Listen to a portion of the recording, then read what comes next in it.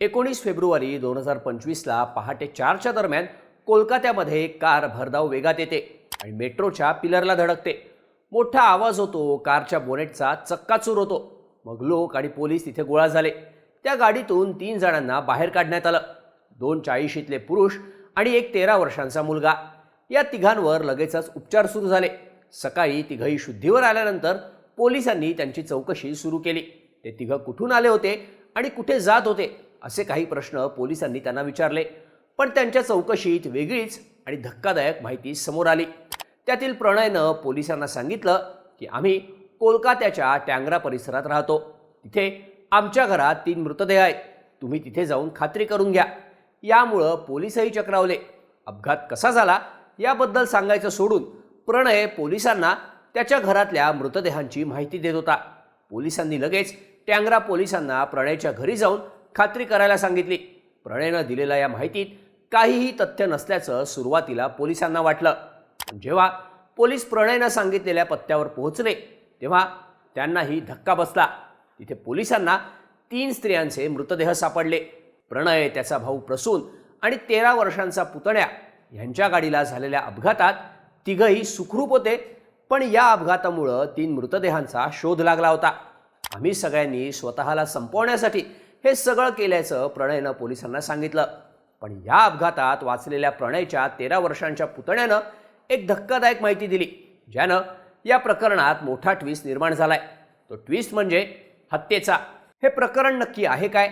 एकाच घरातल्या 3 जणींचे मृत्यू कसे झाले आणि 13 वर्षांच्या मुलामुळं या प्रकरणात हत्येचा अँगल का समोर येतोय, त्याची स्टोरी सांगणारा हा व्हिडिओ.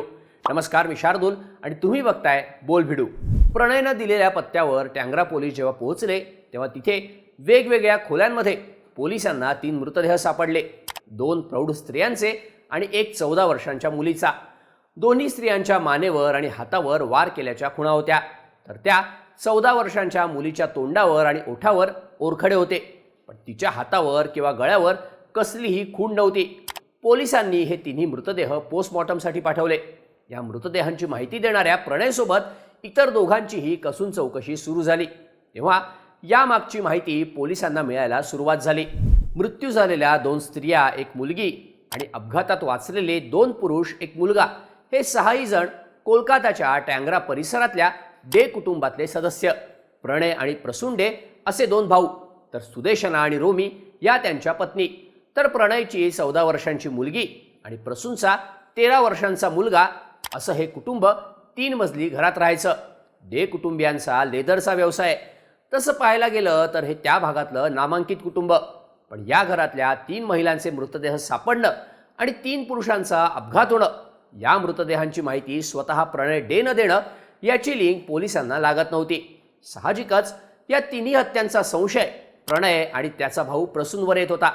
पोलिसांनी प्रणयला या तिन्ही हत्यांबाबत विचारलं तेव्हा प्रणय म्हणाला त्यांना कोणी मारलं नाही, त्यांनी स्वतःला संपवलंय.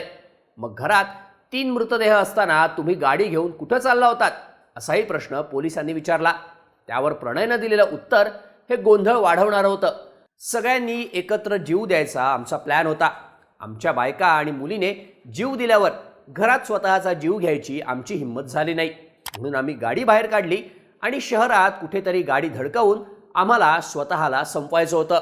म्हणून आम्ही EM बायपास जवळच्या मेट्रो पिलरला गाडी जोरात धडकावली. पण दुर्दैवानं आमचे प्राण वाचले. प्रणय हे सगळं शांतपणे पोलिसांना सांगत होता. तुम्हाला स्वतःला का संपवायचं होतं असं पोलिसांनी विचारल्यावर प्रणय म्हणाला, गेली काही वर्ष आम्ही कर्जात बुडालोय. आमच्या घरावर जप्ती येणार होती. देणेकरी वसुलीसाठी घरी येऊन आम्हाला त्रास देत होते. यामुळं आमची खूप बदनामी होत होती. म्हणूनच आम्ही हा निर्णय घेतल्याचं प्रणयनं पोलिसांना सांगितलं. आता हा सगळा घटनाक्रम आणि प्रणयनं सांगितल्याप्रमाणे त्याच्या घरी तिघींचे मृतदेह सापडणं, यावरून या सगळ्यांनी स्वतःला संपवण्याचा प्रयत्न केल्याचं सुरुवातीला दिसून येतं. पोलिसांनाही ते काही प्रमाणात खरं वाटलं.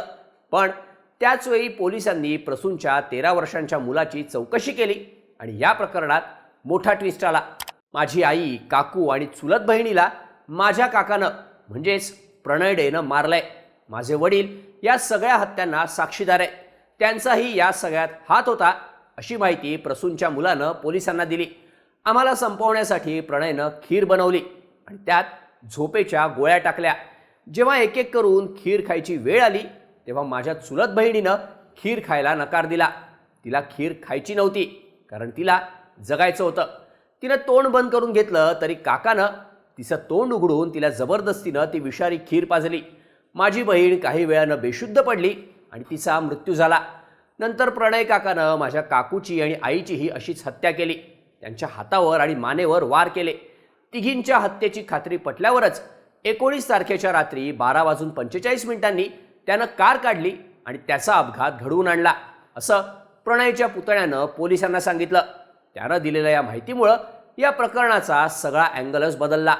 कर्जबाजारी झाल्यानं अख्ख्या कुटुंबाला संपवण्याची थिअरी पोलिसांसमोर मांडणाऱ्या प्रणय आणि त्याच्या भावानं या तिघींची हत्या केली असे आरोप या 13 वर्षांच्या मुलानं केल्यानं प्रणय आणि प्रसून आरोपीच्या पिंजऱ्यात उभे राहिले.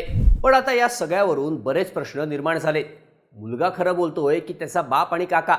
पोलिसांनी त्याच्या जवळच्या लोकांची चौकशी सुरू केली. त्यात पोलिसांना हे लक्षात आलं की डे कुटुंबीय गडगंज श्रीमंत आहे. त्यांचा लेदरचा व्यवसाय. त्यांच्या वडिलांनी हा व्यवसाय सुरू केला होता. छोटूदा म्हणून सगळे त्यांना ओळखायचे. त्यांनी परिसरातल्या खूप लोकांना आपल्याकडं कामाला लावलं होतं. दुर्गापूजेसारख्या कार्यक्रमालाही ते मोठं दान करायचे. या कुटुंबियांकडं महागड्या गाड्या आहेत. पण 2020ला कोरोना आला आणि इतर अनेकांप्रमाणे या डे कुटुंबियांचंही नुकसान झालं. तरीही त्यांच्या लाईफस्टाईलमध्ये काहीही फरक पडला नव्हता. ते ऐशोआरामातच जगत होते. त्यासाठी त्यांनी बँका आणि खाजगी संस्थांकडून खूप मोठं कर्ज घेतलं होतं. त्यांच्याकडं जवळपास 200 ते 300 लोक कामाला होते. पण बऱ्याच लोकांना त्यांनी कामावरून काढून टाकलं. देणेकऱ्यांनी पैसे मागायला सुरुवात केली. ते त्यांच्या दारात येऊन ठिय्या मांडायला लागले. त्यामुळं त्यांची बदनामी होत होती. त्यातूनच या सगळ्यांनी स्वतःला संपवायचं ठरवलं असावं असं आता सांगितलं जात आहे. हे सगळेजण तब्बल 3 दिवस जीव द्यायची प्रॅक्टिस करत होते. जर स्वतःला संपवायचं त्यांनी ठरवलंच होतं तर मग प्रणय आणि प्रसूननं खीर का खाल्ली नाही? प्रसूनच्या मुलाला त्यांनी खीर का दिली नाही असाही प्रश्न आहेच. जर त्यांना जीव द्यायचाच नव्हता तर त्यांनी गाडीचा अपघात तरी का घडवून आणला? हा सुद्धा प्रश्न पोलिसांना पडलाय. पोस्टमॉर्टम रिपोर्टनुसार बुधवारी 19 फेब्रुवारीला पोलिसांना मृतदेह मिळाल्याच्या आधी 36 ते 48 तासांपूर्वी या तिघींचे मृत्यू झाले.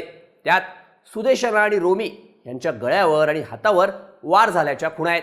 लहान मुलीच्या तोंडावर, छातीवर, ओठांवर आणि पायांवर वार केल्याच्या खुणा आणि तिच्या पोटात विषारी केमिकल सापडले. त्यामुळं डे कुटुंबातल्या या तिघींच्या मृत्यूमागचं नक्की कारण काय? त्यांनी स्वतःला संपवलं की मुलाच्या सांगण्यानुसार त्यांची हत्या झाली आहे? ह्याचं कोडं अजूनही उलगडलेलं नाही. या सगळ्याबाबत तुम्हाला काय वाटतं? याबद्दलच्या तुमच्या प्रतिक्रिया आम्हाला कमेंट करून नक्की सांगा आणि अशाच माहितीपूर्ण व्हिडिओजसाठी बोल भिडूच्या यूट्यूब चॅनलला सबस्क्राईब करायला विसरू नका.